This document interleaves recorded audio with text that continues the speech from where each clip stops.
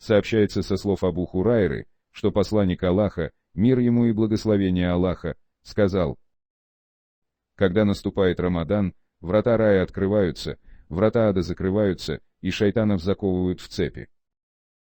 Приводится у Аль-Бухари под номером 1899 и у Муслима под номером 1079. Хафиз ибн Раджаб, приведя этот хадис, сказал: посланник Аллаха, мир ему и благословение Аллаха, радовал своих сподвижников наступлением Рамадана. Ученые говорили, этот хадис является основой в дозволенности поздравления людьми друг друга с наступлением месяца Рамадан.